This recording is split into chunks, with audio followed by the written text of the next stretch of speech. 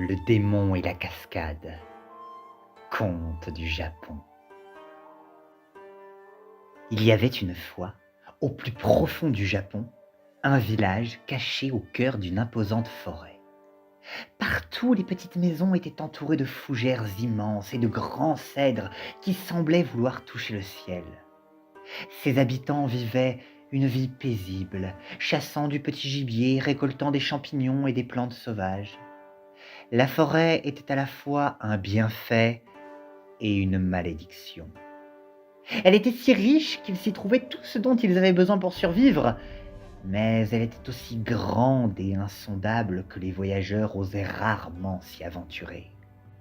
Pourtant, pas très loin du village, vivait une chamane. C'était une femme sans âge qui s'était installée là durant des années auparavant, et personne ne savait vraiment qui elle était ou pourquoi elle avait choisi un endroit si loin de tout.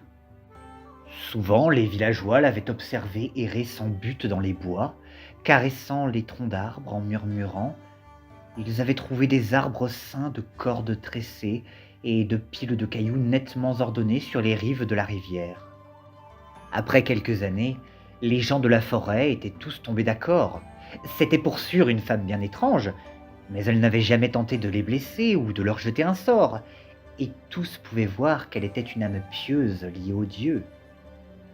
Alors, tout doucement, ils prirent l'habitude de lui rendre visite pour se faire bénir ou pour lui acheter de petits charmes.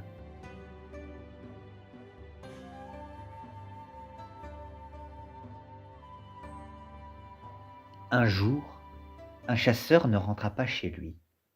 Sa femme, qui avait vécu toute sa vie dans ces bois et savait que ce genre de choses arrivait, fut cette fois-ci inquiète, car le lendemain, l'homme ne réapparut pas. Des villageois partirent à sa recherche et ils trouvèrent vite son corps, reposant sur le sol couvert de mousse, son sang rouge, vif, tranchant. Le pauvre homme avait été complètement déchiqueté. Les accidents de chasse n'étaient pas inhabituels dans ces contrées sauvages, habitées par des sangliers, des loups ou des ours. Mais tous savaient bien que cette fois, la bête n'avait rien de commun. Les gens de la forêt décidèrent alors de s'armer, ne quittant jamais le village seuls, toujours en alerte et organisant des tours de garde autour de grands brasiers. Mais le mystérieux animal continua à leur échapper. Malgré toutes leurs précautions, 2 autres chasseurs disparurent dans la nuit, et on ne les revit jamais.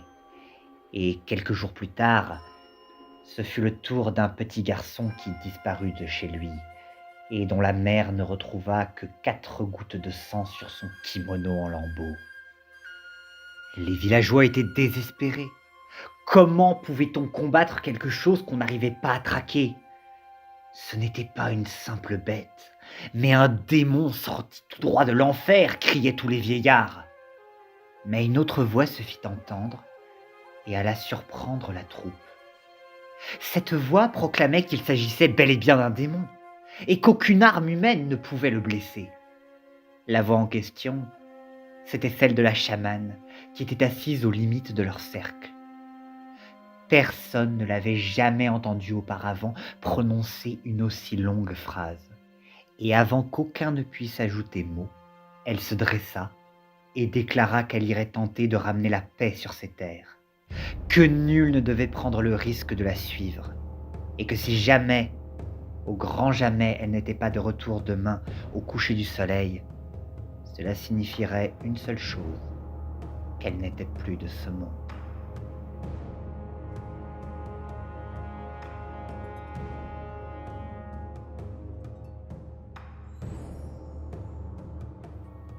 La chamane se vêtit d'un kimono blanc, coupa une branche de sakaki, puis, sans un regard pour les villageois qui la regardèrent bouche bée, elle s'en alla dans la nuit tombante. Un brouillard épais recouvrait les bois, drapant le monde dans un voile bleuté. La forêt était vivante, les daims étalaient dans les buissons, les écureuils volants bondissaient d'arbre en arbre. Elle avait parcouru cet endroit des centaines de fois, si bien qu'elle en connaissait chaque pierre, chaque racine, et bientôt elle gagna les rives de la rivière. Sous la lune montante, Le torrent bouillonnait, intrépide, en amont, tonnant comme une centaine de tambours. La cascade dévalait le rocher. La chamane enleva ses chaussures, frappa 2 fois dans ses mains et, prenant une inspiration, plongea dans l'eau glacée. Tenant ferme son rameau de sakaki, elle lutta contre les tourbillons jusqu'à y trouver pied. Elle se redressa sous l'eau tonnante, ferma les yeux et commença à psalmodier. Combien d'heures s'écoulèrent ainsi? Il n'en avait pas la moindre idée. Ici, le temps n'avait plus aucun sens. La chaleur du soleil ne parvenait pas à percer la coquille froide de l'eau. Mais soudain, un grognement sourd couvrit le blanc de la cascade. La chamane ouvrit ses yeux et vit que se dressait devant elle, la toisant de toute sa hauteur, les 4 têtes d'une bête terrifiante, au croc découvert, museau dégoulinant, des yeux fous et une patte énorme toute griffue qui tentait de la saisir. En vain. Grâce à ses prières, la cascade s'était transformée en une véritable barrière. Elle sentait l'énergie de la rivière s'ériger autour d'elle comme un bouclier.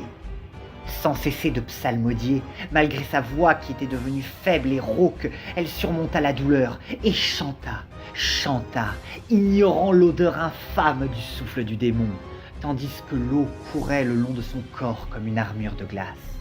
La bête enragée tentait sans cesse de trouver un défaut à sa cuirasse, mais l'âme de la chamane, purifiée par sa longue méditation, était forte, dure, vive. Alors, les 4 têtes du démon chargèrent dans une ultime tentative désespérée d'attraper sa proie, et la chamane psalmodia une dernière prière tendant la branche de sakaki. 2 jours entiers s'écoulèrent avant que les villageois ne trouvent le courage de partir à la recherche de leur chamane. Ils avaient eu si peur durant ces 2 jours et ces 2 nuits qu'au petit matin du 3e jour, ils trouvèrent finalement la force de marcher. Et lorsqu'ils arrivèrent devant la cascade, ils tombèrent tous à genoux et se mirent à prier. Les berges de la rivière n'étaient plus qu'un vaste champ de bataille où s'étaient affrontés la bête et la chamane, et dont aucun n'était revenu. Mais sous la cascade se dressait à présent une pierre d'apparence presque humaine, avec à ses pieds 4 gros rochers qui semblaient encore montrer leurs dents.